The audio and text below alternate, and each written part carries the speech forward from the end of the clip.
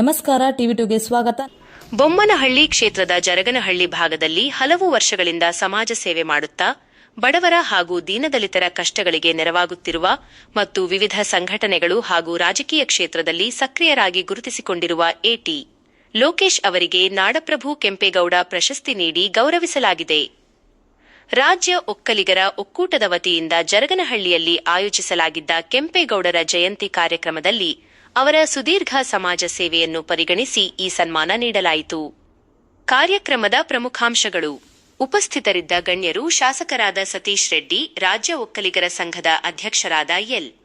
ಶ್ರೀನಿವಾಸ್, ಸಮಾಜದ ಪ್ರಮುಖ ಮುಖಂಡರು ಹಾಗೂ ಮಾಜಿ ಕಾರ್ಪೊರೇಟರ್ಗಳು. ಶುಭ ಹಾರೈಕೆ. ಈ ಸಂದರ್ಭದಲ್ಲಿ ಮಾತನಾಡಿದ ಮುಖಂಡರು ಎಟಿ ಲೋಕೇಶ್ ಅವರಿಗೆ ಮುಂಬರುವ ದಿನಗಳಲ್ಲಿ ಇನ್ನಷ್ಟು ಉನ್ನತ ಪ್ರಶಸ್ತಿಗಳು ಹಾಗೂ ಉತ್ತಮ ಅವಕಾಶಗಳು ಲಭಿಸಲಿ, ಅವರ ಸಮಾಜ ಸೇವೆ ಹೀಗೆಯೇ ನಿರಂತರವಾಗಿ ಸಾಗಲಿ ಎಂದು ಹಾರೈಸಿದರು.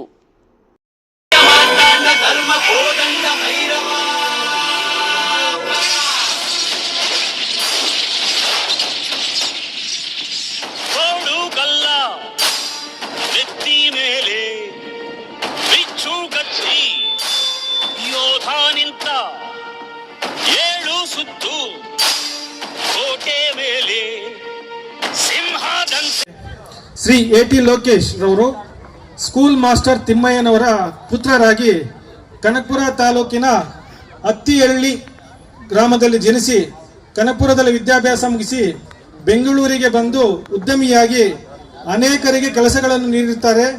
ಹಾಗೂ ಚಲನಚಿತ್ರ ನಿರ್ಮಾಪಕರಾಗಿ ನಾಡಪ್ರಭು ಲಯನ್ಸ್ ಕ್ಲಬ್ನ ಅಧ್ಯಕ್ಷರಾಗಿ ಅನೇಕ ಸಾಮಾಜಿಕ ಕೆಲಸಗಳಲ್ಲಿ ತಮ್ಮನ್ನು ತಾವು ತೊಡಗಿಸಿಕೊಂಡು ಎಲ್ಲರಿಗೂ ಅನುಕೂಲ ಮಾಡಿಕೊಟ್ಟಿರ್ತಾರೆ. ಇವರಿಗೆ ರಾಜ್ಯ ಒಕ್ಕಲಿಗರ ಒಕ್ಕೂಟವು ರಾಜ್ಯ ಮಟ್ಟದ ಕೆಂಪೇಗೌಡ ಪ್ರಶಸ್ತಿ ನೀಡಲು ಗೌರವಿಸುತ್ತಿದೆ. ವಿಷ್ಣು ಶೈವ ಪಂಥವೆಲ್ಲ ಒಂದೇ ಎಂದ, ದಾನ ಧರ್ಮ ಒಂದೇ ನನ್ನ ಜೀವವೆಂದ, ಕುಲ ಮತಗಳನ್ನು ಸಮ ಎಂದವನು, ನೆಲ ಜಲಗಳನ್ನು ಉಸಿರೆಂದವನು, ಹೊಸ ಚರಿತೆಯ